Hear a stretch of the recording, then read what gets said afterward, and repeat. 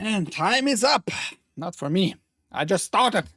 Ahoy, welcome. My name is Ike. This is Switzerland.playit with TAGN. Just like I tag your mom. I wish, I guess. The Angry Game News every day, 10 a.m. Eastern, here on this channel. Switzerland.playit, Rumble mainly, YouTube, Twitch, and Kick, the same channel name. I talk about video games mainly, but also sometimes about movies, sometimes about shows, despite I'm not watching too many shows these days, not too many movies. But sometimes news comes up on those gaming websites too, and we're gonna report on those. I hope you have a good start into your Tuesday. What is it? The 8th of July. And yeah, let's get into it, shall we? As usual, I try to fill in 1 hour of stuff and try to find interesting topics and issues in the world of gaming. This is not gaming related, but I think it's important.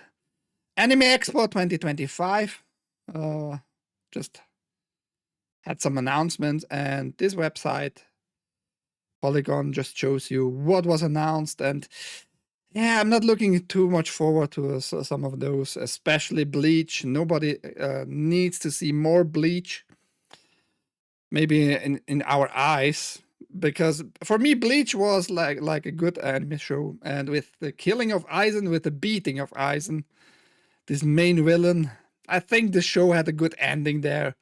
But they kept on fucking providing more content, which was lame as fuck, and nobody really enjoyed it too much. And yeah, just end stuff when it's good. Leave it where it is, and you're gonna be happy for the rest of your life. Be creative with new stuff, and don't try to milk this cow for eternity.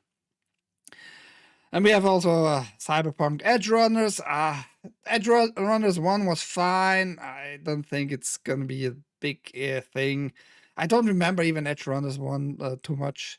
This guy had found some augmentation to his body and tried to steal stuff, make money for his, I think, sick mother or something like that. It's okay, but nothing too important.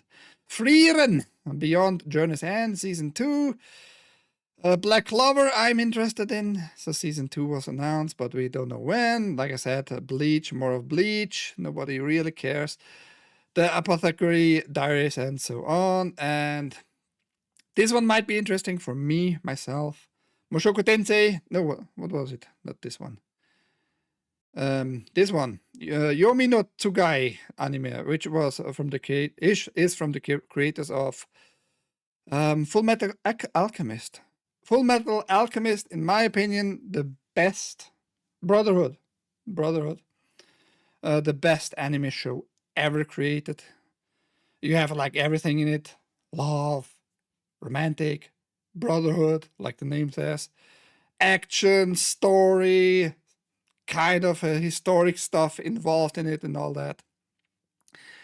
Drama, a lot of drama, but it's very well designed. Fist of the North Star, I already talked about this yesterday. Nobody needs that. Or was it yesterday? Maybe. But yes, Anime Expo, if you have watched it or went there, tell me in the chat. Ahoy Galactic. Ahoy, ouch my junk, by the way. Ahoy Ever Eden. With her eggplant, she lost that. How are you guys doing?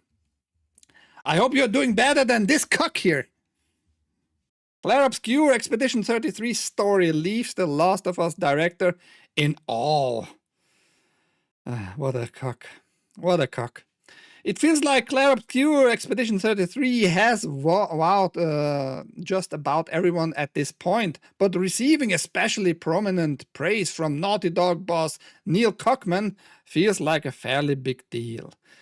Druckmann is obviously no stranger to emotional storytelling, having been a key writer on both The Last of Us titles and numerous Uncharted games. Numerous? What do you mean numerous? Just tell me on which one.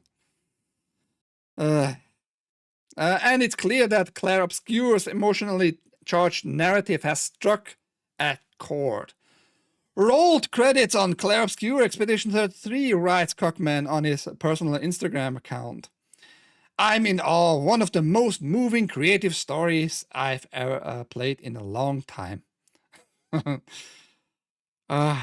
don't know if that's a good sign or a bad sign if Neil Cockman says that to us, you know, about creativity and such. And don't get me wrong, I love Claire Obscure. I played it now 4 times through, you know. A good game. I like the action in it. It has a good soundtrack. The story is very creative in the sense of something new, something different than like 90% of all the other RPGs out there. It's something very unique in that sense. It has a very unique building, a world building and all that, you know? And we're gonna see a sequel of it, maybe even a prequel at one point. Because the story leaves you like at one point, why? Why this all happened and all that, those questions. So if Neil Cockman, who gave us The Last of Us, mainly The Last of Us Part 2 actually, he was involved in all kinds of other projects, but not as a main writer. And he destroys his reputation on a daily basis, in my opinion. But what the fuck do I know, right? So is it a good sign that a guy like him praises the game, or a bad sign, you know? You decide. We are sure that a lot of you reading this will agree with him on this take. Claire Obscure released back in April, and the positive reactions, particularly the plot, have been pretty much non-stop ever since. Cockman isn't the first prevalent games industry figure to comment on Sandfall's Interactive's RPG either. Talkative Stellar Blade director Kim Hyung-da Tae called Expedition 33 Game of the Year, having unlocked the Platinum Trophy.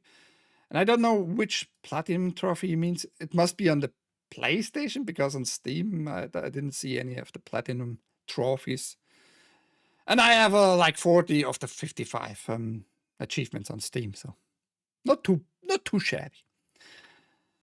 And we should also mention that Claire Obscure was voted the best PS5 game of 2025 so far by the Push Square community. It's going to take some beating. So since it's Push Square, the website here, I guess it must be PlayStation 5 trophy.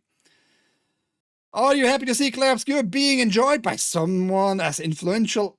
I don't think he's that influential, but sure, guys, sure. As Neil Cockman, write your own story, blah, blah, blah. Druckmann being a writer on the Uncharted games means nothing when the head writer of those games was Amy Hennig. Yes, that's why I told him he was involved, but he was not the main writer. And he was the main writer of The Last of Us Part 2, and you see it. You see the story goes to shit. Downhills. Very quickly. Who was the backbone of the franchise and also the director.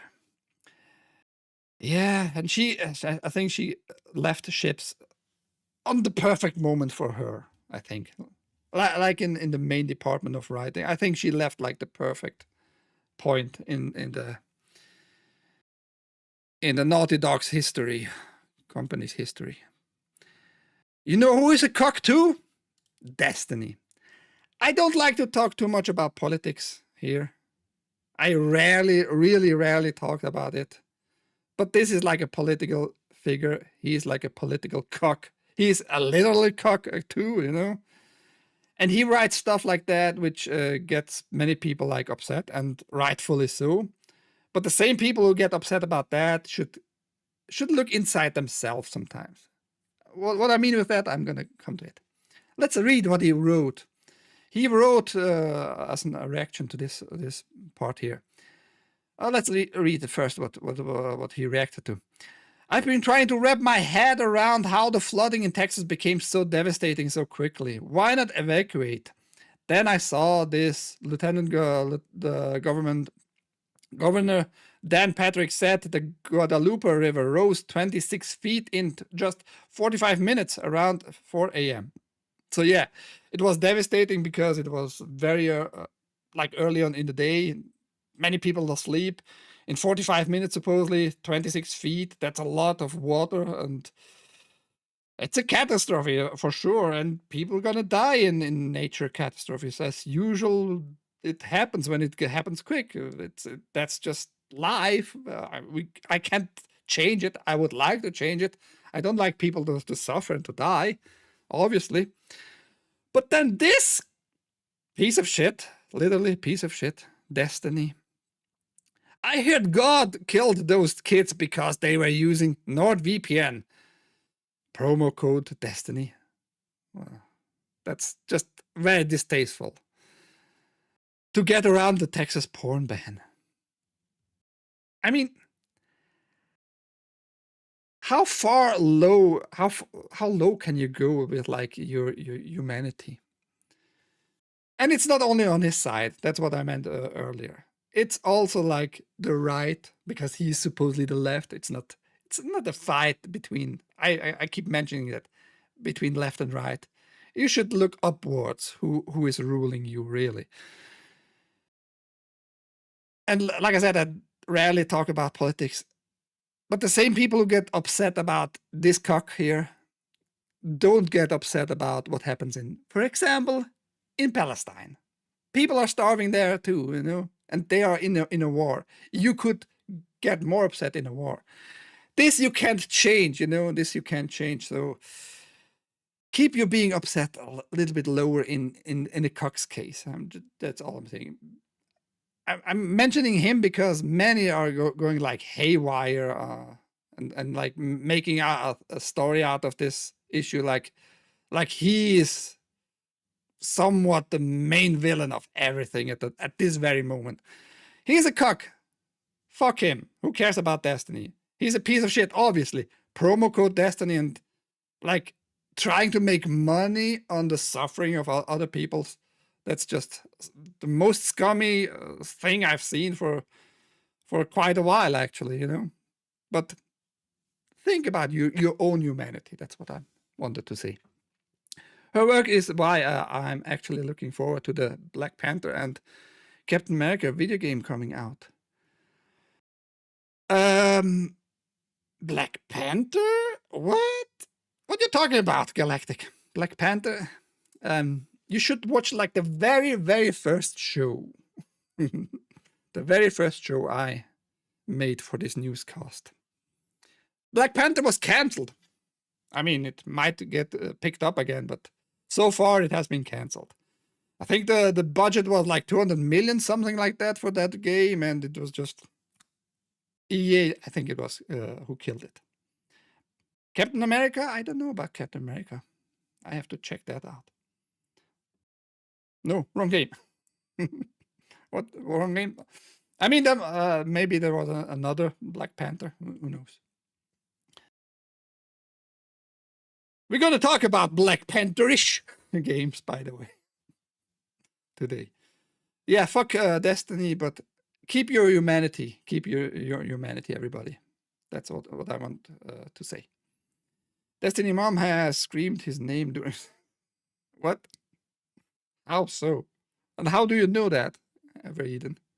Marvel 1943, Rise of Hydra. It's Black Panther and Captain America. Oh, okay. Now it makes more sense. Yeah, I wouldn't mind having a good Marvel game. The last good Marvel game I enjoyed was Guardians of the Galaxy. Good game, like very enjoyable overall. Nice gameplay, story-wise. Guardians of the Galaxy, nothing too special really, but overall the game was very enjoyable. What is not enjoyable if stuff gets cancelled, really. Doesn't matter what it is. If it gets cancelled, many people lose jobs, usually.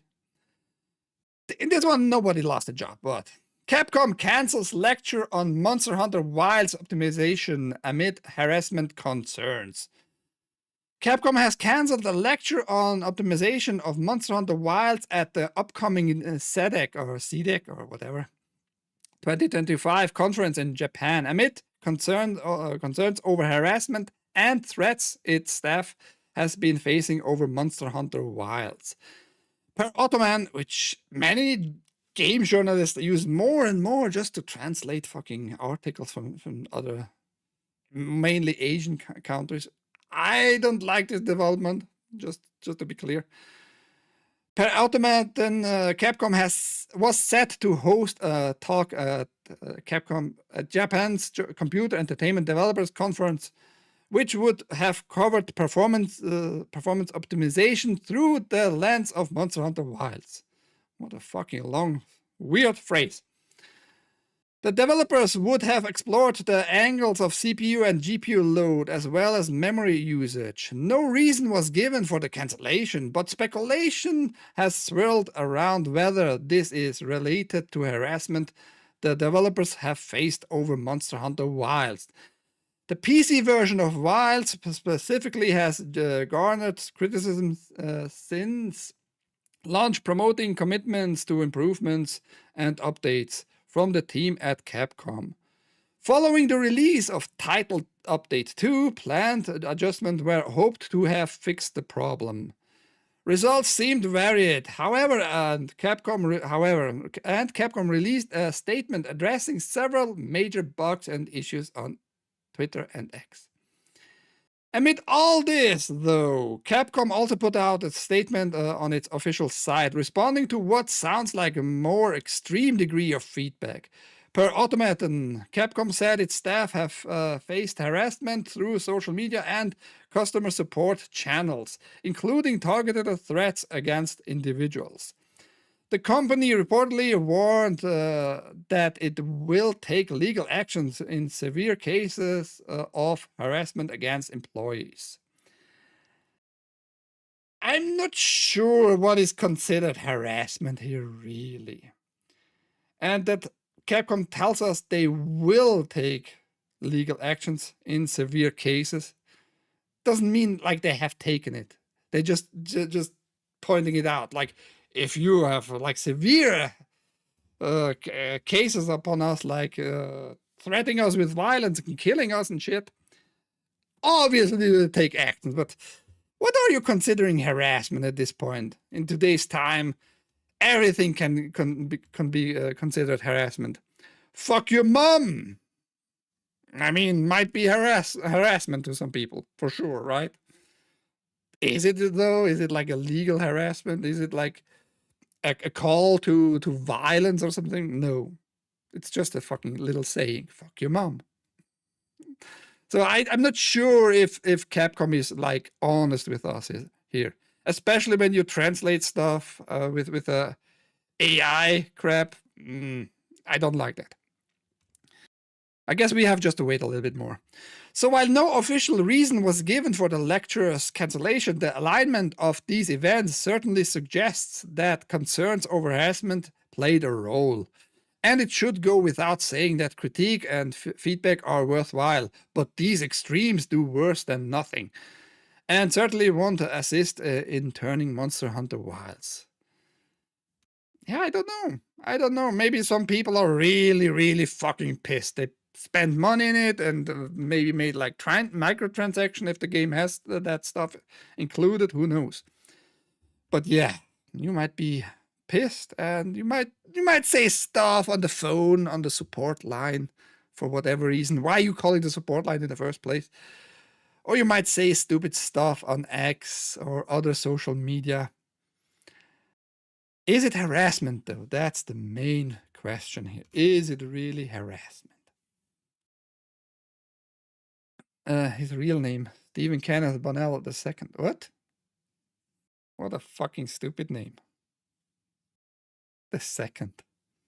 Harassment usually means constitutional.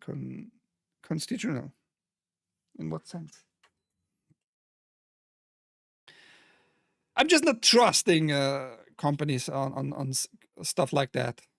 They might try to obscure like the whole issue about their shitty performance in the game, like calling out other gamers. Like, yeah, we were harassed.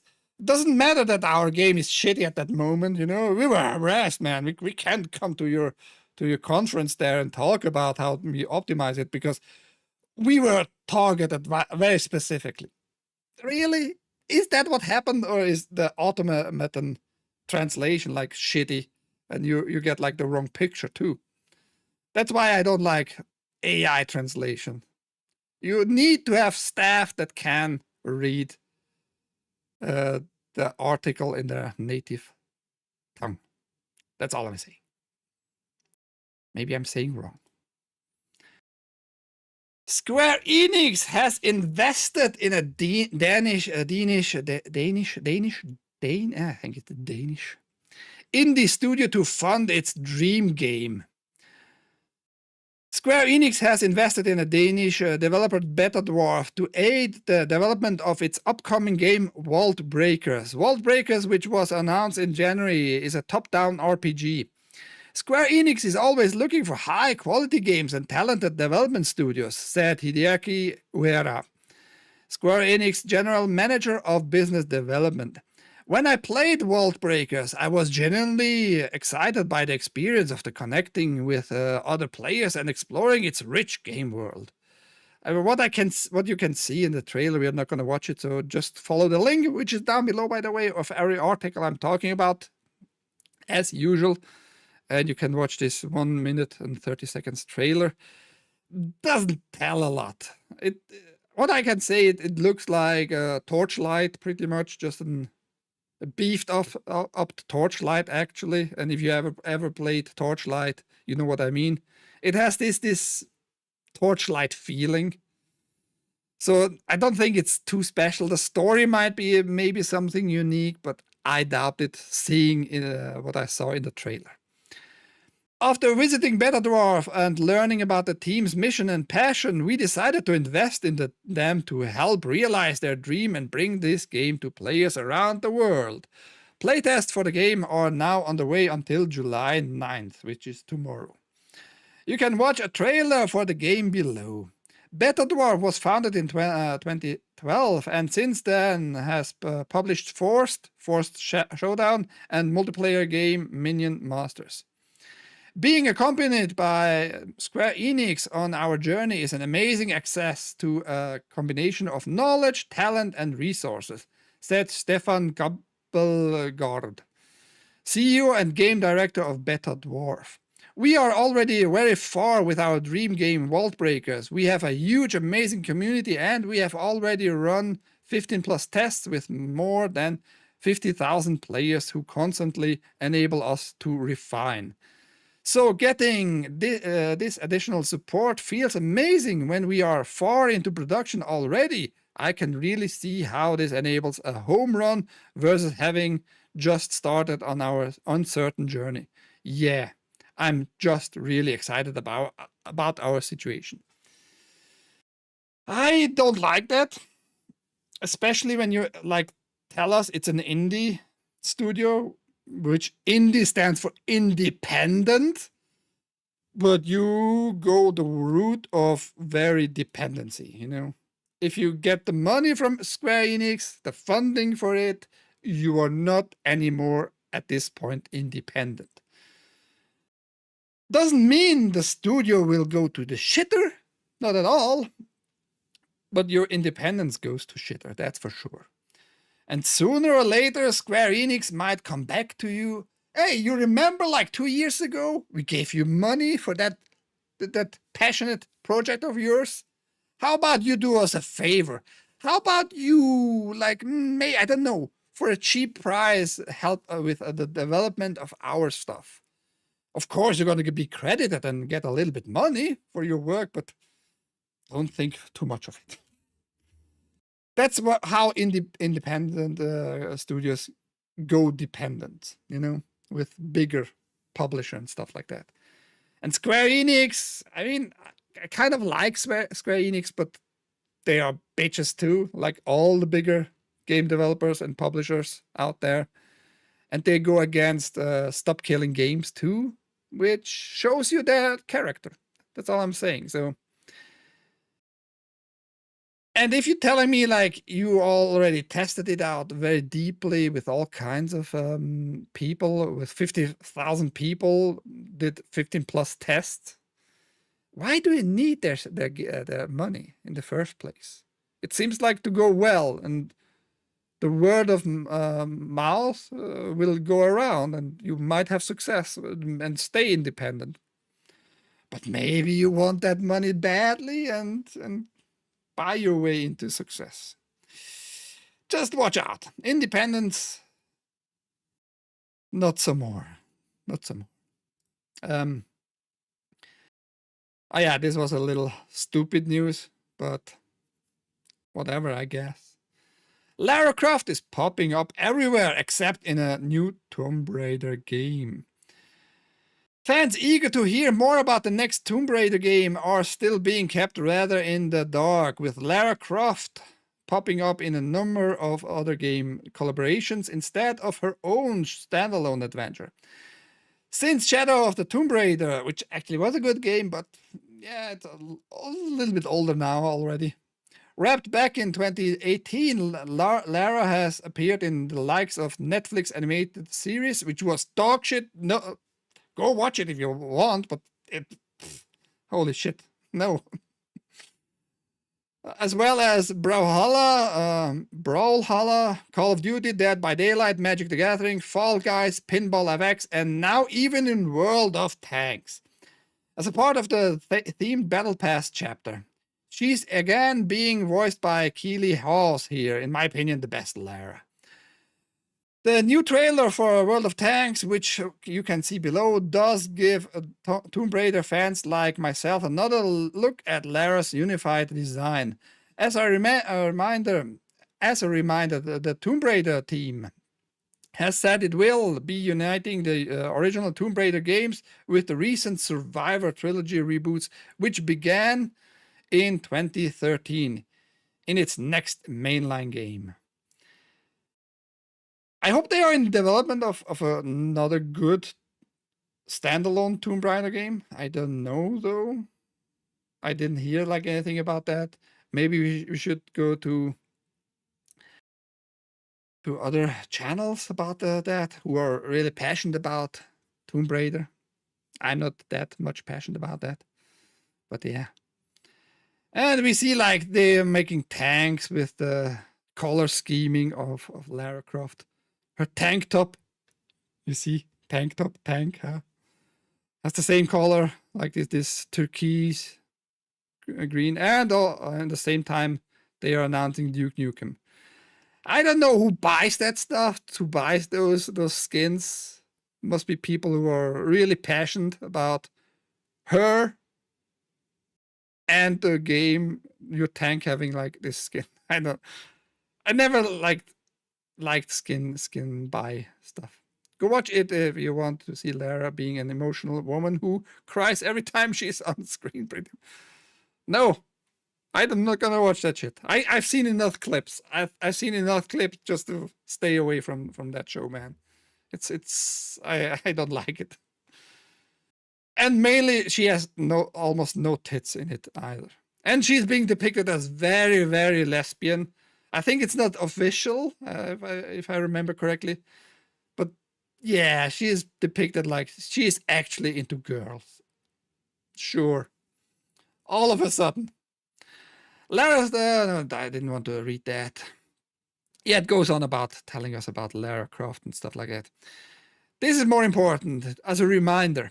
In 2022, Amazon said it would provide its full support to Crystal Dynamics as it works on the biggest, most expensive series entry to date. Then in August last year, Amazon Games boss Christopher Hartman said development on the upcoming Tomb Raider game from Crystal Dynamics and Amazon was going well. Since then, however, developer Crystal Dynamics has been subject to layoffs, and nothing more has been officially said of the next Tomb Raider entry for some time. Yeah, it might be a bad sign, the layoffs, and no other statements, anything about the game. But since it's Amazon Games, they might put still money in it, especially when you tell me it's the most expensive in the series. Who knows? By the way, Amazon laid off or canceled rather the TV show Tomb Raider with what was her name? This actress. She's in Fleabag. I'm not good with names. Everybody should know that, as usual. IMDb, we can go check that very quick because Phoebe Waller-Bridge, that was her name. She was in charge of that Tomb Raider Amazon TV show, live action TV show, and it has gone poof. And I'm glad that it has gone poof because Phoebe Waller-Bridges, or what her name was, I already forgot because you shouldn't remember such people. She is, in my opinion, a very annoying British cunt. And it's not an insult because cunt is like a normal word, like a very normal word in the British language. She's very annoying, and she destroyed like even Indiana Jones, you know, the last. She was like the superhero there. And this boss lady, it's just annoying. Why they put her in charge in the first place? Because Fleabag on Amazon, it was an Amazon show, had kind of a success in wine drinking moms and wine drinking moms who are not happy with their relation anymore and go fuck around, pretty much. That's the whole show. It's about this cunt fucking around. I tried to watch the show. I managed to go maybe half of the first episode, and I was like, okay, I've seen enough. Thank you. Bye. Horseface. I mean, she doesn't look super shabby or anything like that. It's just her character, her personal character is super annoying. Phoebe Waller-Bridge, the woman that basically ruined Indiana Jones. Yes. I don't think that show was a success because of her. Yeah, the show was not a success because of her, but she was in it, and the show had a little bit success. And Amazon probably, though, took her because of the slightly successful show, Fleabag. She was the main character there. So they thought maybe like, oh yeah, she pulled that all off. Let's get her for our next fucking fail. Earlier this year, Embracer alluded to a AAA release on its docket, which the company previously expected to debut in fiscal year 25-26, but will likely need a few more quarters to polish. Therefore, this particular game will likely release the following fiscal year. While Embracer did not specify which game under its umbrella it was talking about, I suspect it was Tomb Raider. Maybe, maybe not, who knows. Yeah, but there you have it. They try to make money, at least with the franchise, with the IP, with licenses, giving her looks and her color scheme and all that into very weird other games. Like, I see it in Call of Duty a little bit, you know, Dead by Daylight, the skin of herself. But like in a tank, like good for you if you make money with it. But not for me. I believe she did a lot of the writing, but I could be wrong.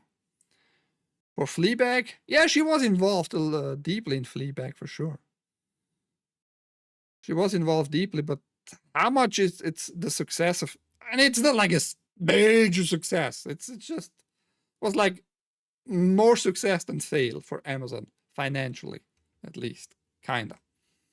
But how much she had to do with it, who knows? This is kind of a funnier news.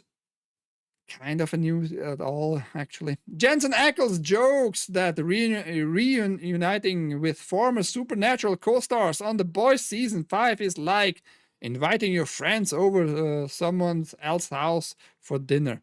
I was like, listen, guys, don't make me look bad. And we're talking about this guy here. And I loved overall Supernatural. I would say like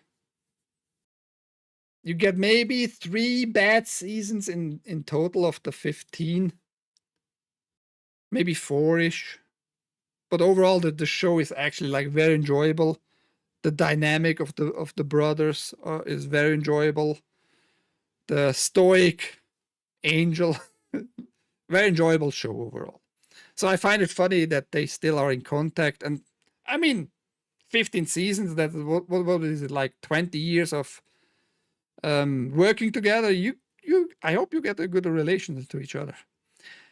Jensen Ackles says it was a little weird, but ultimately amazing to have his supernatural co-stars Jared Padalecki and Misha Collins on set of the 5th and final season of The Boys.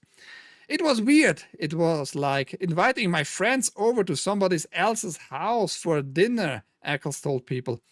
I was like, listen guys, don't make me look bad. I got to stay here. They were amazing. I can't wait to talk more about it because it was quite an experience. We see each other more often than you would think.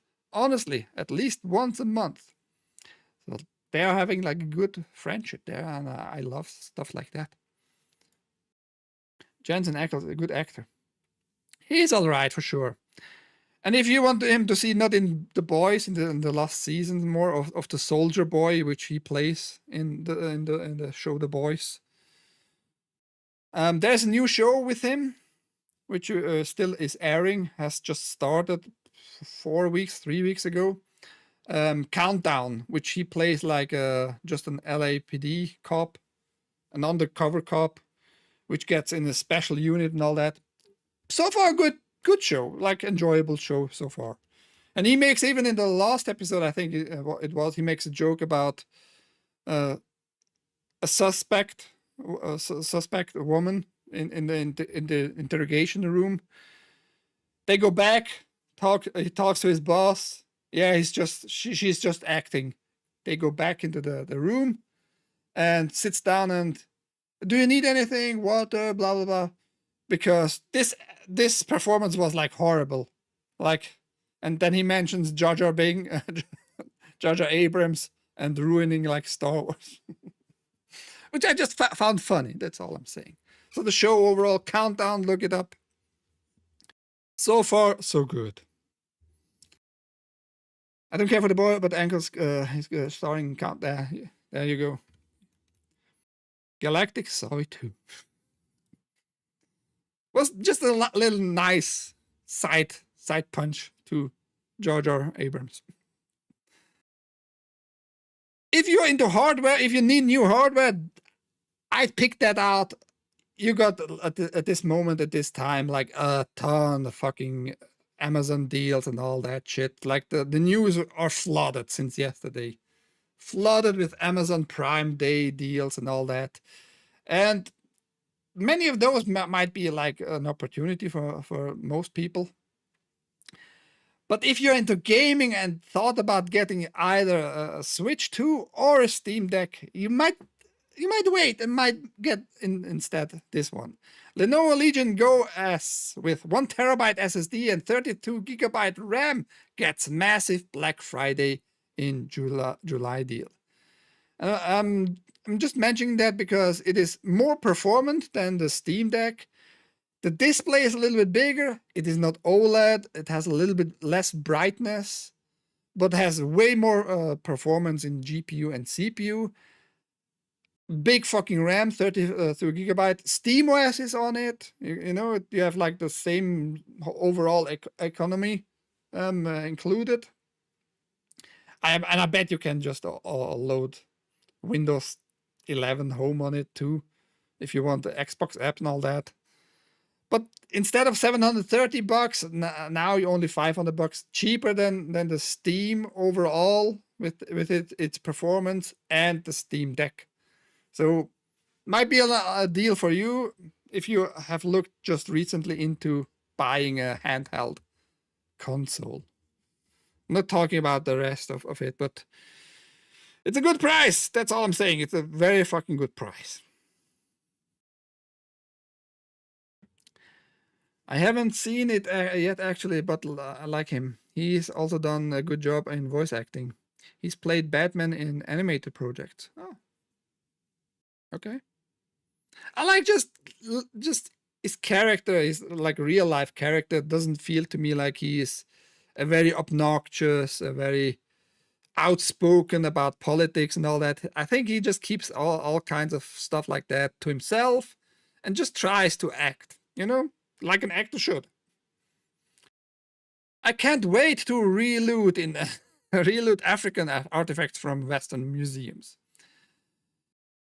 That was now, what, 6 weeks ago? Maybe 5 weeks ago, when the Reloaded teaser trailer was announced and shown, and so far it got like bad reactions to it. Like, really stealing from Western museums for as an African.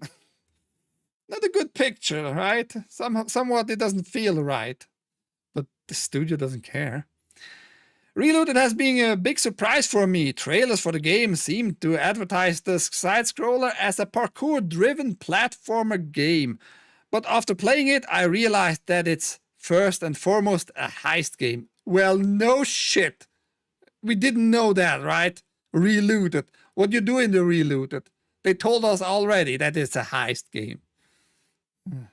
While nabbing your prize and skillfully maneuvering through obstacles to reach the goal as fast as possible is a core part of the gameplay loop, the far more important component is the actual planning and setup stage that occurs beforehand, where you take on the role of a cruise mastermind and plan out every step to the heist.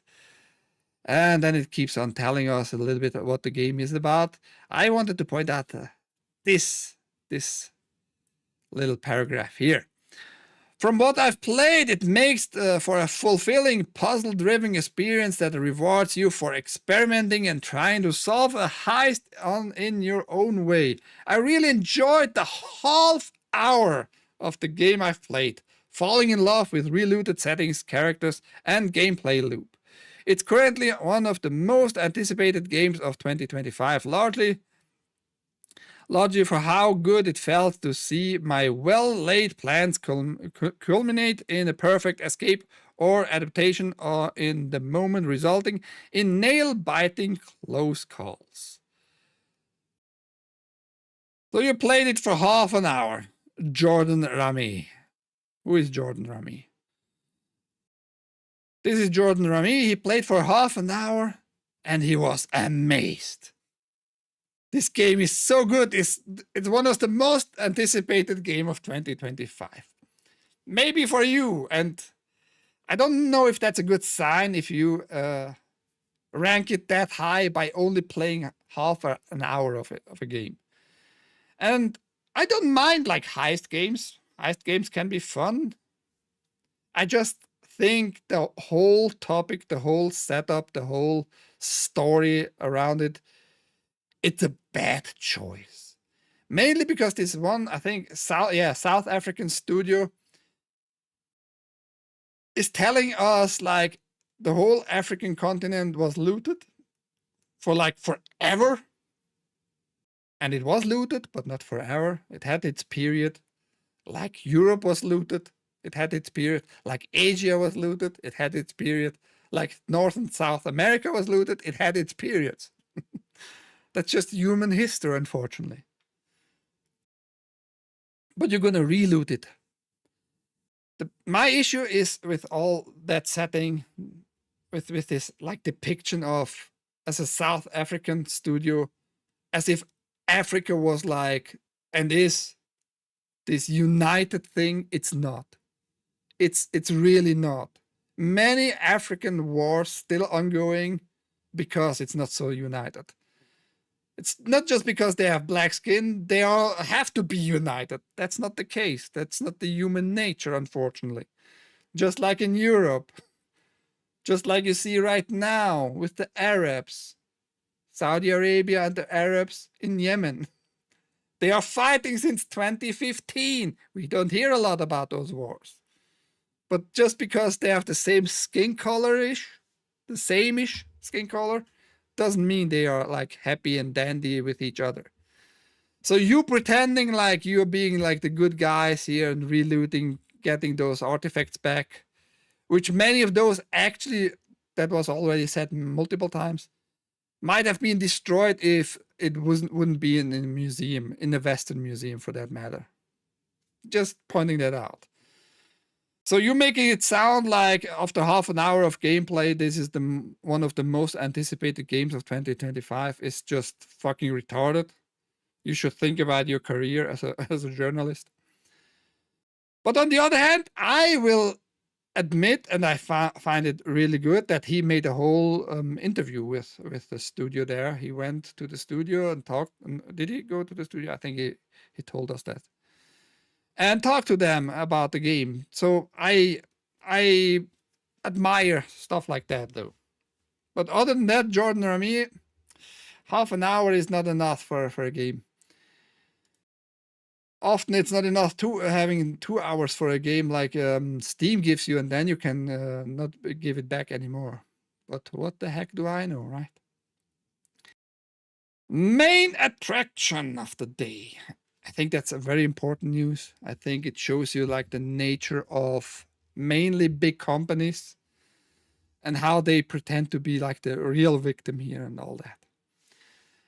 Apple appeals EU's 500 million euro fine for App Store anti-steering practices, calls it far beyond what the law requires.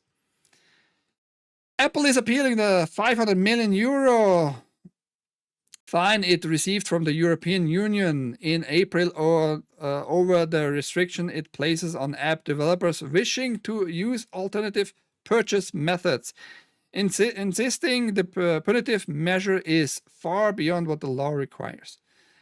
And I don't know if you should say European Union, because what you mean with that, really, it is actually the European Commission, European Union Commission. It's not like the European Union, the Parliament.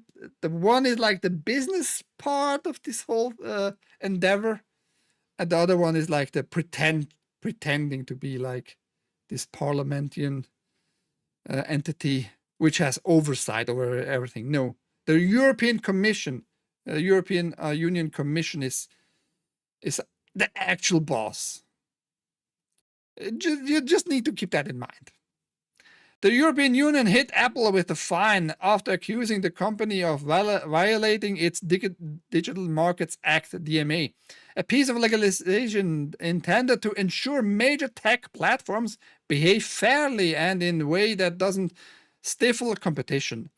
Specifically, the EU had taken issue with Apple's anti-steering practices, which restrict iOS app developers' ability to link to alternative purchase methods away from its own app store, where it takes 30% cut, which is just business standards.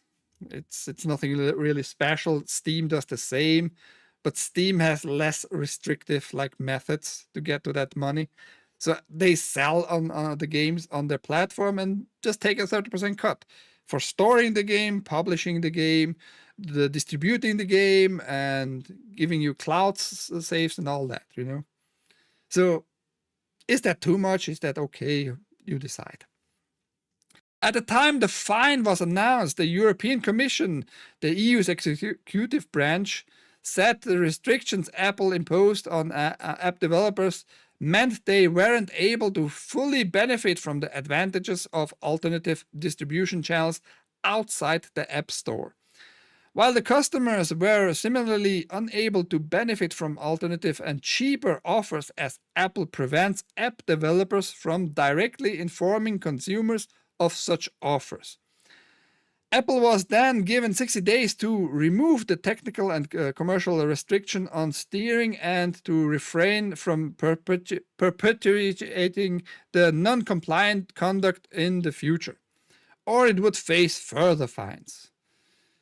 Apple responded by claiming it was being unfairly targeted by the EU and that the measures it was being asked to implement were bad for the privacy and security of our users, bad for products, and forced us to give away our technology for free.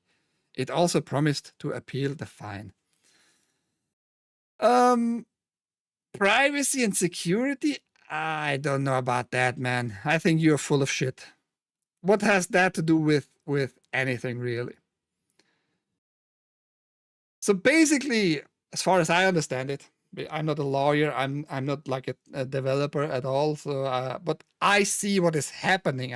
You know, as far as I understand it, Apple now has to give the developers of any software, pretty much, the opportunity to put in a button in their product You can buy it even over PayPal. You can buy it over Venmo and all, just different channels, you know, instead of going through Apple itself. And you can have the privacy, the same privacy for your customers. If you just mention, well, the game leads you outside of the game, the app leads you outside to a website, and we have zero control anymore over that. So keep that in mind. And your liability is okay, is still fine. You can make it happen that it's gonna log every purchase outside and all that. You know, that's not an issue for me. So Apple is in that regard full of shit. And it becomes even worse when they tell us and force us to give away our technology for free. How? In what sense do you need to give any of your technology out for free? By allowing developers to put stuff into their apps, how do you allow your technology to be for free? Makes no sense. I'm not, like I said, no developer, but I know stuff like that makes no sense. You're full of it. Stop it. Just stop it. And I hope you get fined again just for this fucking phrase right there. Oi, Godzilla. How you doing? I saw that happen somewhat in real time, actually. Because I have one mobile game, I just keep on looking every day into it and do my daily stuff, clicking around, you know. It's called Future Fight. It's a Marvel game. You see like pretty much all the Marvel characters in it. It's you can fight with others on the globe here and online. You can do missions, get coins, and all that crap. It's just a mobile game. In the sense, it's a mobile game that gives me like a little bit more from Marvel. I see it a little bit earlier, usually what costumes new characters have and all that, or old characters for that matter. And all of a sudden, I saw like last month in June, early June, it happened already, that they put up channels that you can buy their stuff outside of the game. And I have it on Android, not even on iOS. But they made the whole app already like that. And seems to be like the developers are already very secure in getting money through other channels, you know. For example, like I said, PayPal is one of a big issue here, or for Apple at least. And people can buy their skins, their coins, whatever, through other means. And those developers will take this opportunity and will side with the European Commission on this topic for sure. They love it because they make more money. They don't need to give like for every purchase now 30% to Apple. But the whole money stuff, by the way, changed already for Apple. Apple had already implemented changes. And that appeal is now on the way, as reported by The Guardian. Apple called the 500 million euro fine unprecedented in a statement announcing its appeal to the EU General Court today, insisting it goes far beyond what the law requires. Well, it has to begin at one point, and you, as a distributor of apps, of course, going to be probably the first one. Somebody has to be the first one. And you are the first. Like that's an argument, you know. I don't understand why that is even any argument. The company added its appeal will demonstrate the European Commission is mandating how we run our store, enforcing business terms which are confusing for developers and bad for users. Bad for users? I highly doubt it, but it's like the same narrative I just mentioned yesterday from the Stop Killing Games campaign. This lobby group pretending, yeah, they are for the users, and it's bad for the users if they can play the game still. If they would be able to play the game still. Yeah, sure, buddy. And bad for developers. Why would it be bad for developers if they can get like more for the same price of their sellings? Well, why would it be bad for them to get more? Just why they bring up such arguments, I don't understand at all. I have no clue. Apple reportedly also accused the Commission of unlawfully expanding the definition of steering to include the ability for developers to promote offers inside an app, in addition to being able to link to an external website. You just told us a few seconds ago it was bad for developers. And why would something that is bad for developers they do themselves? Explain. Are they stupid? Do they not see how stupid they are just by pointing out different sources for income? Apple. Apple, which also received a €2 billion fine in March for its abusive App Store rules, overhauled its App Store guidelines last month in a bid to curtail certain action by the EU, introducing 2 new commission tiers for in-app purchases. At Tier 1, Apple will take a 5% commission while only providing basic App Store features to the developers, including app reviews and privacy labels. The likes of automatic app updates and automatic app downloads are not included. Oh, big deal. Like the developers can't check in the app and show you in the app, or your app is outdated. You can't play it right now. Click on this button to update. Big fucking deal for them, I guess. Tier 2, meanwhile, is the default tier and offers access to all App Store services for 13% commission on in-app purchases.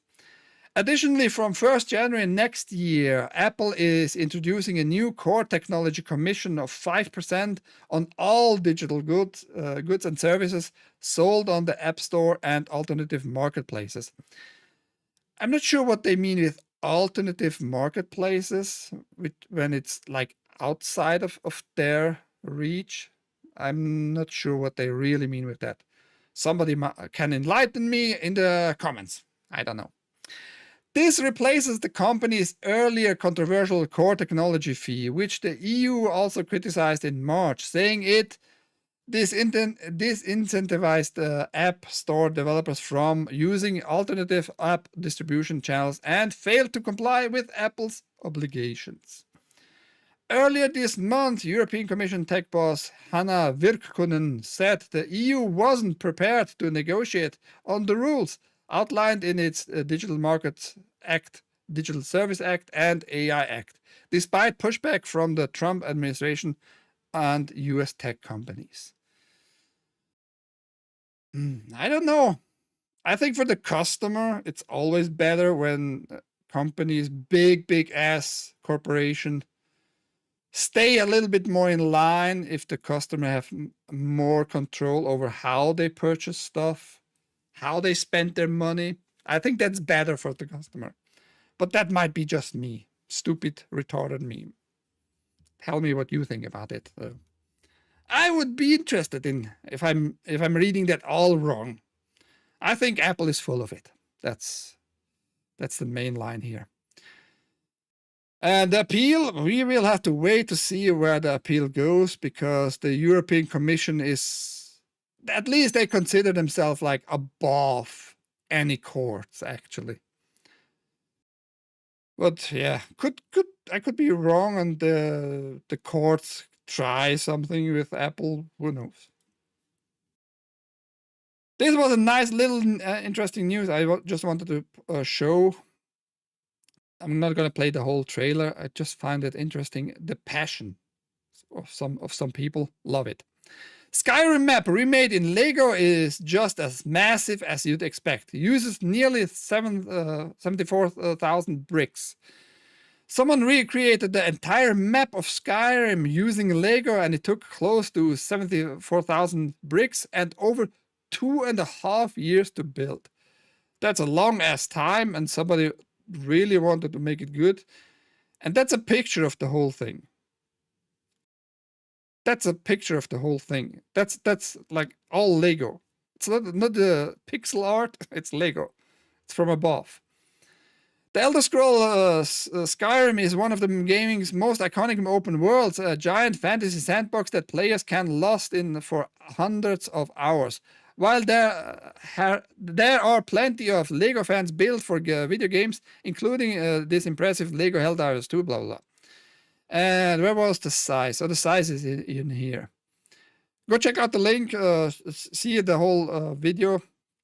So this is the entire map. It's 8 feet wide, 6.3 feet tall, has like 44 layers, up to 44 layers to like depict the mountains and stuff like that.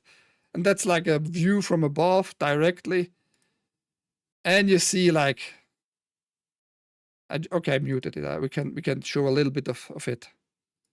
So somebody put like a ton of fucking work, man, in this. 2.5 years it took him. Made like the forts, the castles, the buildings, trees, the mountains. That's some passion there, man. That's why I picked this as a news piece. Somebody had a passion with Lego, and I don't want to know the price of all the Lego pieces.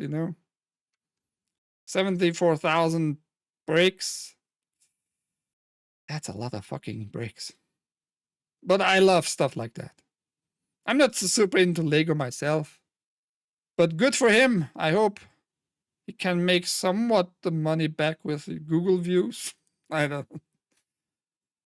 I'm finding fascinating stuff like that.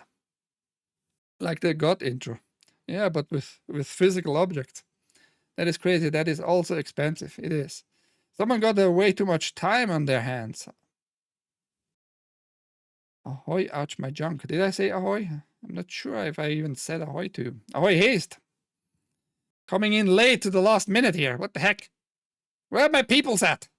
Why don't you like news? Is my English so bad? No, it's not. Last piece of news. Going a little bit over. Whatever.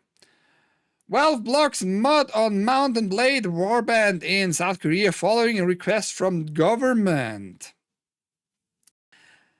The GRAC described the mod as distorting historical facts. Automaton noted that the Gwangju democratization movement involving protests that are known to have been violently suppressed by the military, resulting in the massacre of civilians. So the gist of this story is somebody made a mod and they depicted like the civilians in that mod with weapons. And that was it. Yeah, it was pretty much like that. And it was a historical event, pretty much. The government back then in the 1980s, 80s, was suppressing the civilians, and it has like a military suppression, violent, and up to 2,000 people supposedly died. The number are not super clear, from 200 to 2,000, which is very weird if it's such a historical fact in general. You should have more defined numbers, in my opinion. Anyway, the government, military suppressed the people, killed people in an uprising of democratization movement by the civilians, and they were killed and all that. And was the dictator back then who ordered the military to kill the civilians. And the government today is not happy how this is depicted in this mod, because the civilians were supposedly not at all violent and with weapons equipped and all that. And the mod now got removed from the Valve mod department. Valve just firstly blocked it from South Korean, the mod, to be able to download it. And the mod creator now pulled it completely off Valve's store. I don't know a lot about this Gwangju democratization movement, but it seems to be like a very delicate topic for South Koreans. And I never liked when government gets involved in all those game stuff, because especially calling it like historically not accurate in a game, dude, it's a mod. It's not meant to be educational, really, you know? It's not meant to be like showing you the facts. You might be able to just publish the mod by saying that's not how it happened. Just make a disclaimer of some sort. But yeah, I don't know, man.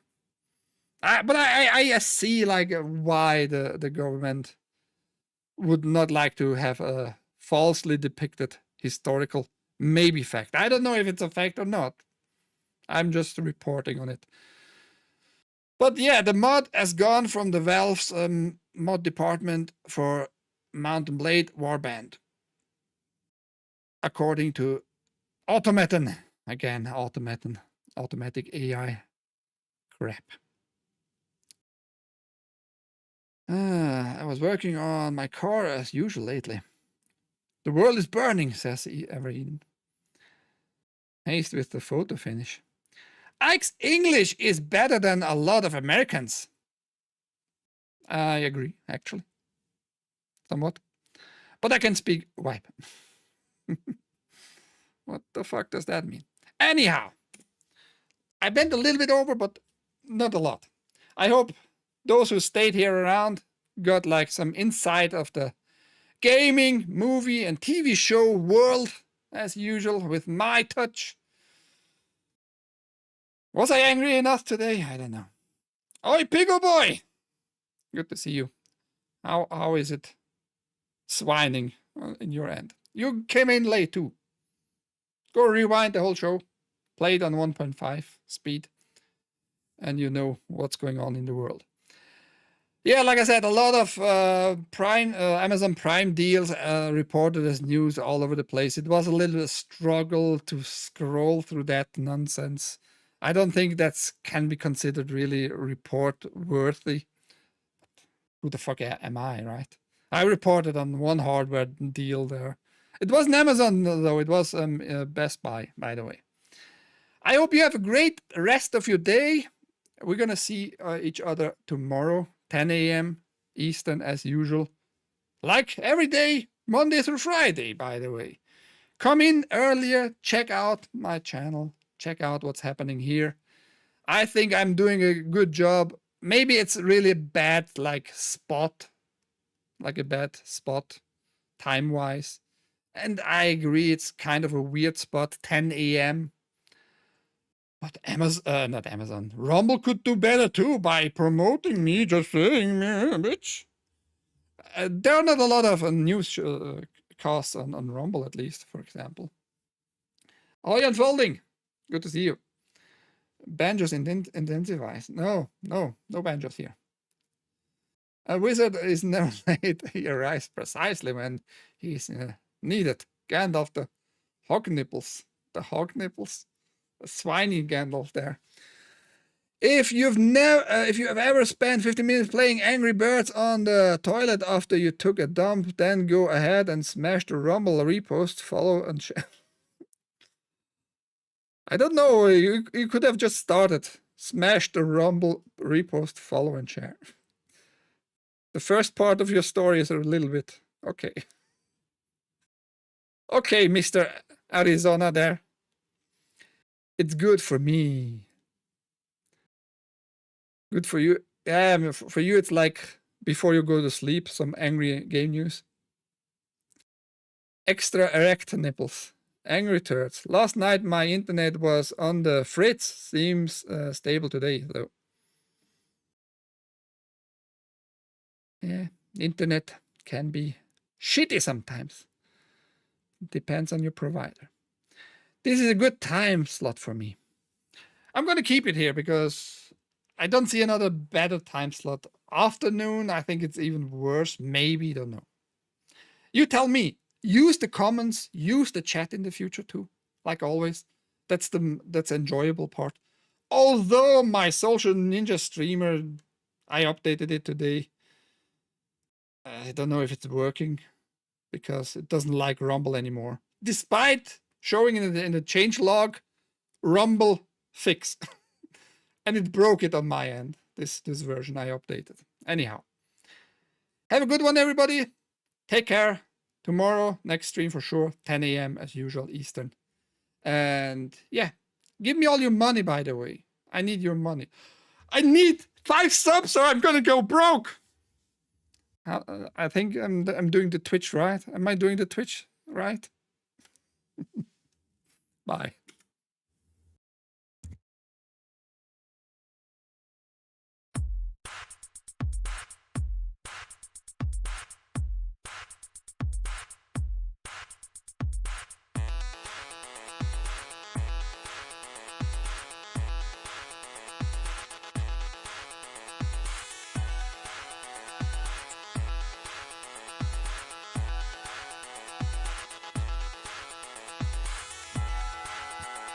Oh yeah, since the thing didn't work, let me name you with my voice.